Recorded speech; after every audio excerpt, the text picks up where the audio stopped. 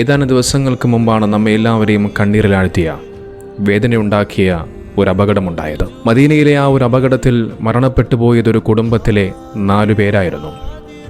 ജലീൽ എന്ന് പറയുന്ന സഹോദരൻ, അദ്ദേഹത്തിൻ്റെ മാതാവ്, അദ്ദേഹത്തിൻ്റെ ഭാര്യ, അതോടൊപ്പം അദ്ദേഹത്തിൻ്റെ മകനും ആ ഒരു അപകടത്തിൽ മരണപ്പെട്ടു. ആ 4 പ്രിയപ്പെട്ട സഹോദരങ്ങളുടെയും മയ്യിത്ത് നിസ്കാരം നടന്നത് മദീന പള്ളിയിൽ വെച്ചുകൊണ്ടായിരുന്നു. അതിനുശേഷം ആ 4 പേരെയും പവിത്രമായ ജന്നത്തുൽ ബഖീൽ ഖബറടക്കം ചെയ്തു. ഒരുപക്ഷെ ഏതൊരു മുസ്ലിമും ആഗ്രഹിക്കുന്ന പുണ്യമാക്കപ്പെട്ട ഭൂമി, മരിക്കുന്ന സമയത്ത് എനിക്ക് ജന്നത്തുൽ ബഖീൽ ഒരിടം നൽകണമേ എന്ന് ആത്മാർത്ഥമായി ഏതൊരു മുസ്ലിമും ആഗ്രഹിച്ചു പോകുന്ന, പ്രാർത്ഥിക്കുന്ന പുണ്യമാക്കപ്പെട്ട മണ്ണിൽ അവിടെ അടക്കം ചെയ്യാൻ ആ 4 പേർക്കും അള്ളാഹു ഭാഗ്യം നൽകി. ഒരു വശത്ത് ആ കുടുംബത്തിൻ്റെ വിയോഗം നമ്മളിൽ വല്ലാതെ പ്രയാസമുണ്ടാക്കുന്നുണ്ട് എങ്കിലും മറുവശത്ത് ഒരു വിശ്വാസി എന്ന നിലയിൽ ചിന്തിക്കുമ്പോൾ അവർ എത്രയോ വലിയ മഹാഭാഗ്യവാന്മാർ തന്നെയാണ്. കാരണം അള്ളാഹുവിൻ്റെ റസൂൽ കരീം സല്ലല്ലാഹു അലൈഹി വസല്ലം തങ്ങൾ അന്തിയുറങ്ങുന്ന മദീന പള്ളിയുടെ ആ തണൽ വിരിച്ചിങ്ങനെ കിടക്കാൻ, നബി തങ്ങളുടെ ചാരത്ത് തങ്ങളുടെ മയ്യിത്ത് അടക്കം ചെയ്യാൻ ഏതൊരു മുസ്ലിമാണ് ആഗ്രഹിക്കാത്തത്? നോക്കൂ, എത്ര പേരുടെ പ്രാർത്ഥനയാണ്